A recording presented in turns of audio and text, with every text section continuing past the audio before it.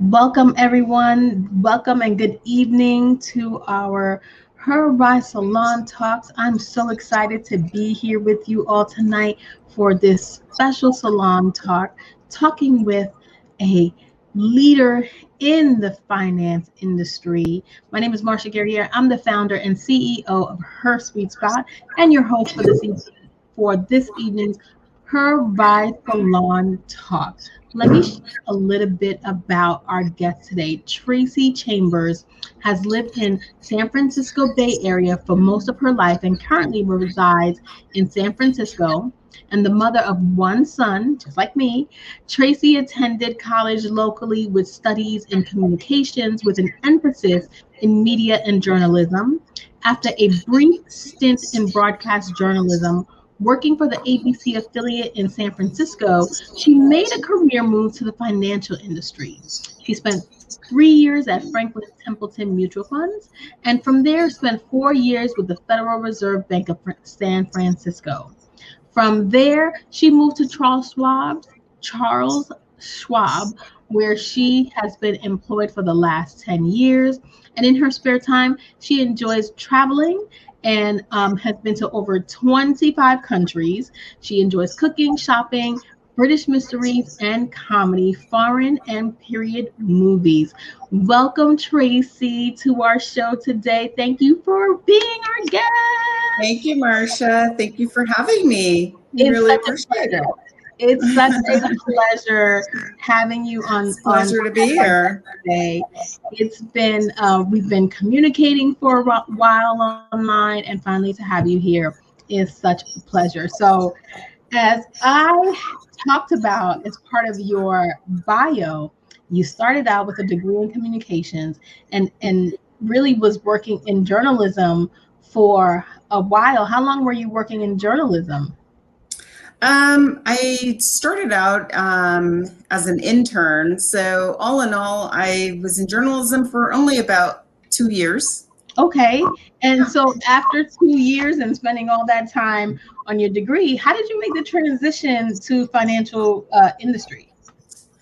Well, so firstly, I didn't see a roadmap for me in journalism. I was 24 years old, and I had these grand ideas around stories that I wanted to cover. I wanted to be the first journalist to interview the Queen of England, and I wanted to interview Mandela, but again, I was 23 at the time, 22, 23 at the time. And, my goal was to become a news anchor in New York. But I determined early on that after an internship that landing a job as a news anchor in New York, it wasn't as straightforward as I thought it would be, Right. being young. And I also determined early on that with the given responsibilities in the real world of journalism, it was no longer my passion. I wasn't keen on the politics, the culture, or the personalities that are rampant in that industry. Wow. And simply put, journalism was no longer fulfilling or appealing to me. And, it happens and that's okay.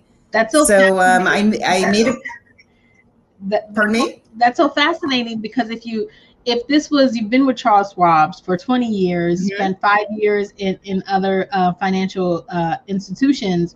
And so I'm going to only do the math. And this is over 25 years ago. And fast forward to today and so many highlighted disparities that are in the media industry now, right? When you look at that, Absolutely. do you look at that and look at the news that you hear about the media industry and say, wow, did I dodge a bullet? Or do you sometimes look back and think, Absolutely. Especially, or I would say in the last 5 years or 4 years, the fake news thing. And I think back then it was a little more true to, I think that it was a little more honest, right?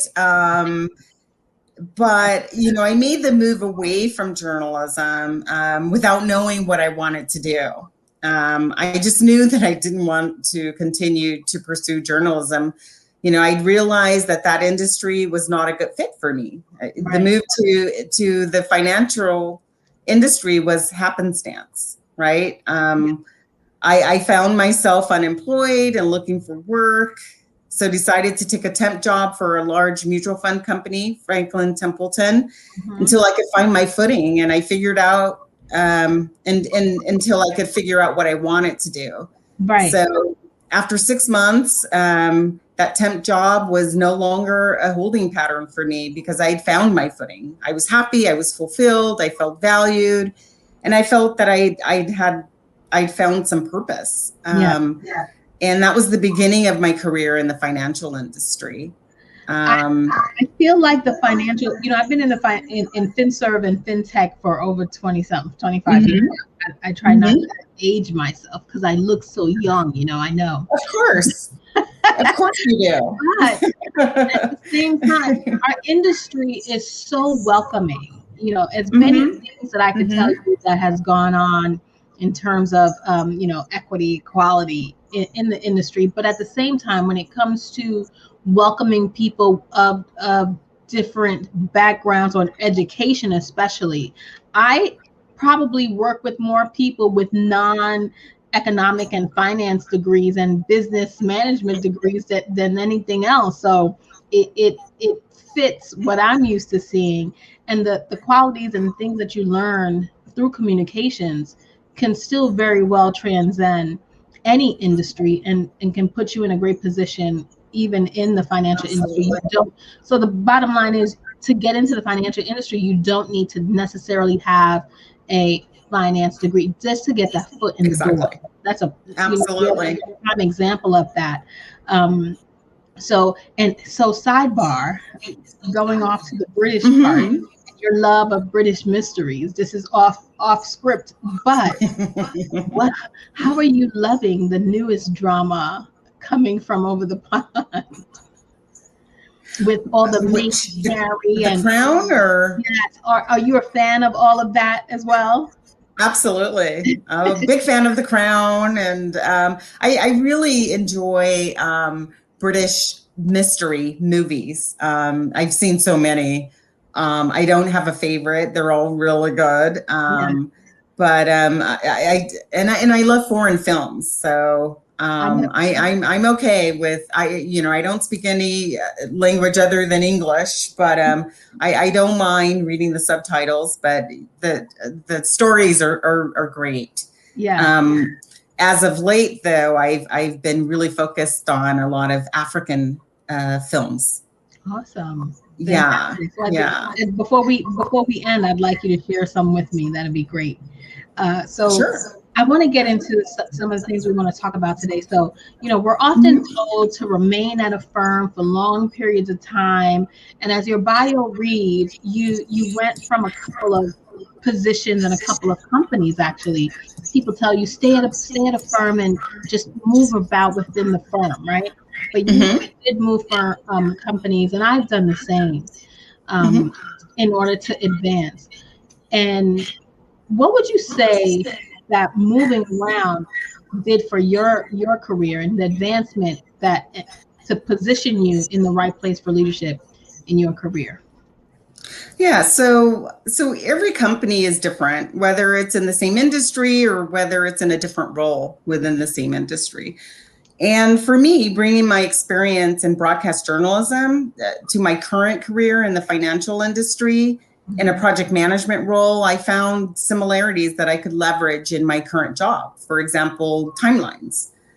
As a journalist, you're required to work within very, very tight timelines to get a story out on the air and, for the morning or evening news. Right. In my current role, the nature of my job can require me to also deliver within a short time frame, not within, hours. Right. But it's very short time frames or long-term time frames. But at the end of the day, I'm bound to timelines. So throughout my career, I changed titles and roles. But once I settled and found the space where I added the most value, I never strayed from that industry. Yeah. And, I wouldn't discourage changing industries, but I would encourage you to think about your circumstances, such as age, experience, financial obligations, your family situation, because all things considered, starting anew means starting all over. And that can have impact on your finances, your salary and career growth. If you're early on in your career and you don't have a lot of responsibilities and financial obligations, there's nothing wrong with testing the waters. Right. I followed that advice as I was navigating towards my various roles, and I knew I needed to go to places that one valued me, and in order for me to ever get, as a Black woman in the fit space, to get to the places that I needed to go, I needed to move around. And that was one of the best advice that I got from someone inside the industry, because my parents were always like, don't stay where you are, get settled and grow within. And that's not always the case for everyone. Exactly. Yeah. So we're here to talk about the pursuit of balance, right? And you have so many, which I love to talk about. I could talk about that probably this whole time, that we have together. Your passion and your love for travel, cooking, and all the things that we mentioned. How do you find time? You're a technical director with like a huge major corporation. I imagine you have dozens upon dozens of people that are in your downline, right? And so how do you find the time to separate work, especially in this new digital world of working from home? And sometimes some people don't know when to separate the two, right? How do you find that time? Absolutely. Yeah. So, I first start out with, just advising folks that maintaining a healthy work-life balance can be very challenging, but it is absolutely necessary. And I truly believe that you are at your most productive if you're well-rounded with a full and balanced life, and at home and at work. It's important to stay healthy, mind and body. I try to eat healthy, and so what I do is I make time to walk at least 5 times a week for about 45 minutes. Mm-hmm. And during the work week, I do this at the break of dawn, and I block that time off on my calendar. I also plan vacations, which, whether it's spending time at home or spending time traveling, my work phone is turned off and my laptop is shut down when I'm on vacation. This is my time. Oh, so wow. It's important to set boundaries, and those boundaries are important in the workplace as well as at home. My off time is my time, but my work time is when I dedicate myself and my focus on my work during work hours. I also try to be mindful that, we should all try to be mindful that if your job is affecting your personal relationships, both will ultimately suffer consequences. So it's important to leave work at work and leave your personal and private life at home. And don't let overtime become the rule rather than the exception. Set priorities early on in your career, because those priorities should never change. Right. Oftentimes I think the biggest thing people struggle with is not that they're unhappy with their job or even the company. It's usually the direct report or direct manager, that person above them that's guiding them, that they may have differences with. As a leader and as a manager of so many people, what advice would you give to anyone watching that may find it difficult to approach their boss in order to ask for balance? Because, many women of color, we put up a barrier because of our past trauma and experience with other bosses, that we don't even bring ourselves to work. We don't even say that I do like going to walks and I need time at lunch to go away. A lot of people want to have lunchtime chats now, with the virtual world. And how do you say to your boss, I need this time for me? What are your thoughts? Well,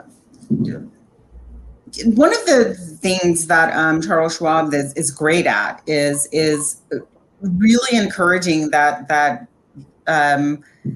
personal time and that balance. So at Schwab, I've never had that issue. I can't really say I've had that issue anywhere. But for those who don't have that flexibility or don't work for a company that provides that flexibility, I would just reiterate, I would suggest that you talk to your boss and let your boss know that, hey, I need to spend, 30 minutes a day walking. Are you okay with me putting that time on my calendar and allowing that to be my time, my me time, to get out and get some fresh air, especially in this environment? Just be honest and upfront with your boss. Okay. So putting the time on the calendar is what I hear too. Like, absolutely, that is very important. Every now and then when it's something super serious, like I have to go to the doctor or whatever, I do put that time, but I never used it for just the decompress. Like I need that 20 minutes, half an hour to kind of walk away and zone out. It's like you stay within, finger shot of the laptop or the computer so that you can stay on, and that's not healthy at all. Exactly. And when I take my walks in the morning, I do not bring my work phone with me. I bring my personal phone because I listen to music. But I do not take my work cell phone because that's my time. That is my me time. Right. How important then is it then for you to help really stress to our listeners and watch everyone watching, how important it is to have a passion for something other than work and business? Because a lot of the people that are watching may be full-time in their business or juggling between the two. So how do you actually find a passion and or make time for that passion? Well, I have a lot of passions, and having passions are very important. I have personal and professional passions, but of course, my personal passions are a priority for me, right? So I'm passionate about obtaining great results. And that can be at home or at work. I'm passionate about doing great work. I'm passionate about traveling and seeing the world and ensuring that my son joins me on those journeys. I'm passionate about working hard and being recognized for that work. And so anytime those passions come to fruition, I feel self-valued, right? Especially at work. And I feel that I'm making a difference when they do come to fruition. I'm making a difference in both my personal and my professional life. So for me, my passions, I have both the personal and the professional passions, and but I always stay true to my personal passions because I am who I am, and I'm not going to change. But I think that some of them can be kind of leveraged on both sides. You can use your personal passions in your professional career as well. Right. You just gave me such an aha moment and such validation. You said you're passionate about obtaining great results and that you're passionate about being recognized for your accomplishments, which is something that we strive for often as entrepreneurs and leaders, striving for leadership in corporate America. But we don't say it that way. So I find that so fascinating, and something our viewers could take away is that put that on your passion list, that you can state, I'm passionate about being recognized for my accomplishments and being acknowledged for it and rewarded for it. That's a really interesting absolutely point of view. And I love that. That's a gem that you all need to write down and put on your list, that you can be passionate about obtaining great results, and it makes it okay kind of to be a workaholic. People think I'm a workaholic. I am a workaholic, and we all are in some way, right? In some way, shape, or form. Right? I remember when we did our pre-call, you did tell me that pursuit of balance. I don't know. I'm pretty passionate about what I'm doing at work, and that drives you. And I completely agree with that. On your journey towards leadership, how important was it for you, or did you find yourself having any mentors and sponsors in the industry that helped you with either deciding to take the leap out of journalism and or as you climbed in the corporate ladder in finance? Well, so when I was in journalism, when I was actually in college and interning, I did have a couple of mentors. There were a couple of news anchors. One was she was really there just kind of giving me advice, whereas the other, I worked with her at the news affiliate that I worked for here in San Francisco. And she actually helped me. She was more of a sponsor, right? So she spent the time helping me learn to write for the news and giving me tips on producing. And so once I made that transition from an intern to an employee, they started sending me out on news assignments to interview folks on the air, and I started writing some of the stories. But there's a huge difference and I also had a mentor at Schwab, and again, she was a mentor. But the one thing that I do want to make very clear and call out here is that having a sponsor or a mentor is a really good first step to building relationships and an even better way to enhance your skills.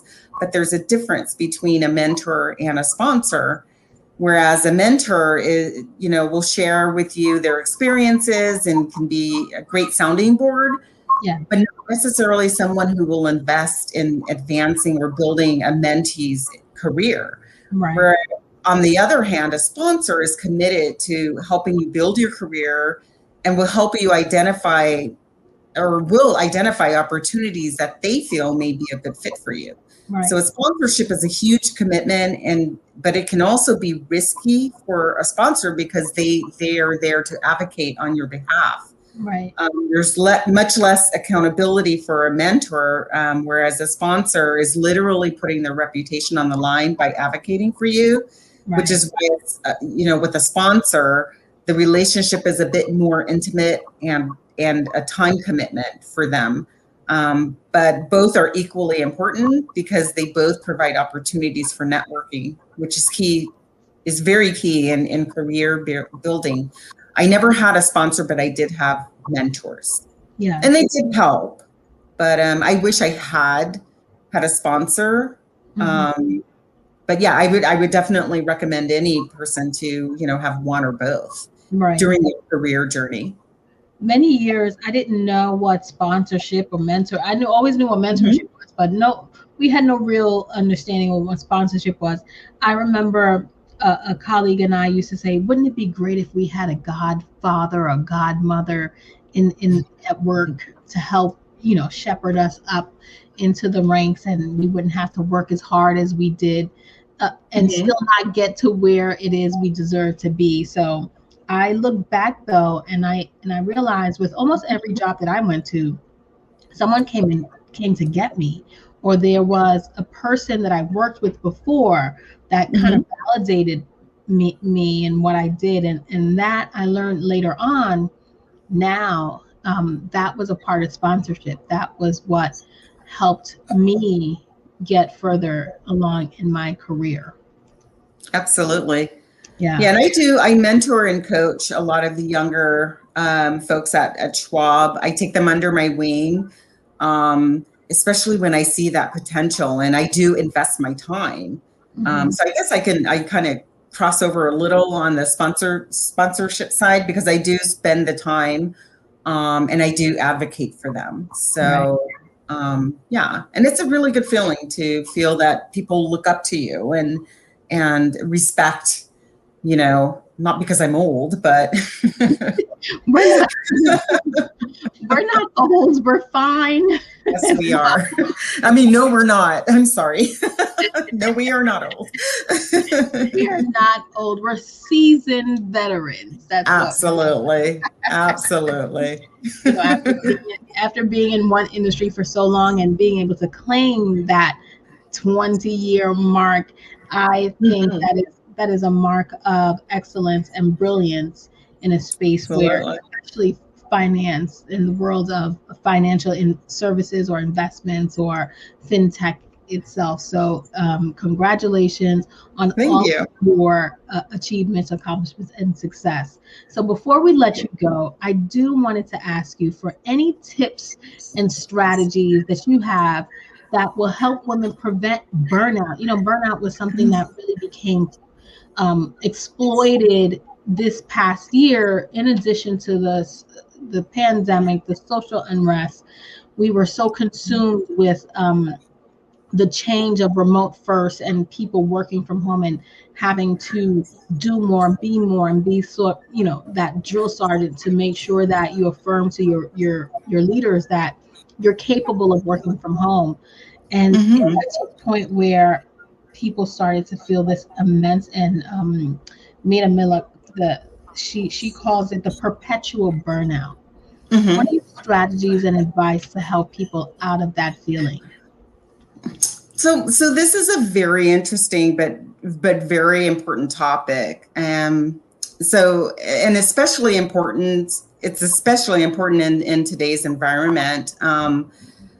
Just a side note, I recently listened to a panel discussion on NPR where they focused on the fact that more than 2 million women have left the workforce in 2020 and are at the lowest level of workforce participation since the late 1980s. So they didn't touch on burnout, but it was an interesting discussion in that it focused on the lack of accommodations within very specific industries such as the hospitality and service industries, which are very female dominated.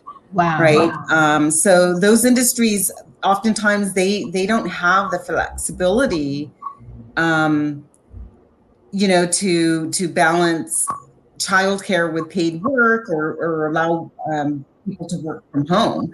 So in those industries, many women have actually quit their jobs, and they were saying that you know, Black and Latina women have been the hardest hit because there's so many Black and Latina women in those industries, the service industries.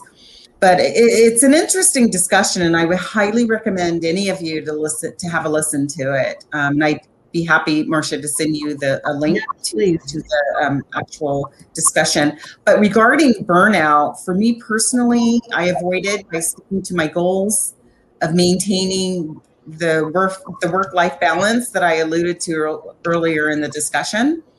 You have to establish your me time, your time away from work. The work it's not going anywhere. It will be there. Work should not be your only focus, but it should be your primary focus when you are at work. Maybe a rock star at work and feel that if you work harder, you'll eventually be a superstar. And your employee may or may not recognize that your plate is full and your bandwidth is shot, and will pile more work on you. Which you'll probably take graciously because you want to make it to that superstar status. But in the end, you will burn out. And you will regress and return to being just another star, not a rock star, not a superstar. Or you may burn out to the point where you may consider changing jobs. So find your fit. It exists, but what you do with it is up to you. Absolutely. So we have a couple of questions. We have a couple of people watching us on Facebook and YouTube or streaming live. And so Lisa says, which is a great question, how do you recruit a sponsor? So I never really had a sponsor, but I would, first of all, I would suggest that you check with your manager for whichever company you work for and see if they offer that type of program at your company. And if not, if you're working with folks in a leadership role, I would establish some type of relationship with them, maybe pull them aside, send them an email and ask if they would be willing to sponsor you. Yeah, I think that's a great suggestion. It's really, sometimes it just really comes natural, right? It's building an authentic relationship with someone in a leadership role that may have not started there or possibly have developed themselves into a leader. And kind of sometimes, I remember growing up, we made pacts. Like, if you make it, I got you. If I make it, I got you, right? And so Lisa had another question, which that would probably speak to, Lisa. How do you tell your children ways to find a mentor or a sponsor? How do you tell your children? Right. Ways to find a mentor or a sponsor? Yeah. I would tell my son, he's 25, I would tell him the same thing. But what I would actually tell my son is, you have to show your stuff first, right? Before you start reaching out to someone and asking them to sponsor you. Because again, a sponsor, they're putting their reputation on the line by being your advocate, right? Mm-hmm. So I would tell my son to, if you want to sponsor, ask someone that you've established some type of relationship with, someone who knows that you're a hard worker, and someone who is willing, because they know that you're a hard worker, willing to put in that time, willing to be your advocate. With regard to a mentor, I would probably tell him the same thing, is, find someone that you look up to, someone that you have you should respect everyone at work, but, someone that you may look up to at work that you kind of want to mimic or something, and maybe talk to that person or send them an email. Hey, would you be willing to mentor me? Would you be willing to sponsor me? Right. Lisa says, I was never informed about these things, so what I don't know, I can't pass on, which is so true, and exactly why we bring together these type of discussions, Lisa, so that we start to share this information with one another. And whether it's our generation or the one behind us, we have to bring these topics to the forefront and support and help each other. So thank you for tuning in, Lisa. She's one of my regulars. Thank you, Lisa. Here. So before we go, in the pursuit of balance, what is your favorite, audiobook or reading? Reading. I love to read. I have felt somewhat in love with audiobooks in this past year. I've worked from home actually for way before the pandemic. I've been working from home full time, but I never stopped to do audio. I did always read. And this past year, I started doing audio, and I love it. And it really depends on the tone of the narrator, I think. Sometimes some authors do their own reading, but then I'm like, I didn't really like your voice. I like your story, but I didn't So it really depends. So I have recently fell in love with audio books. Thank you, Lisa. Says thank you. Tracy, I appreciate you for being on our guest today for the Her Rise Salon Talks, and Happy Women's Month.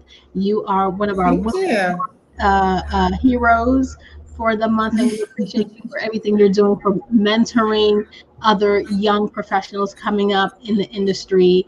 And we thank you again for being our guest today. It's my pleasure. Thank you for having me. You're welcome. Thank you so much. Bye-bye for now, everyone. All right. Thank you.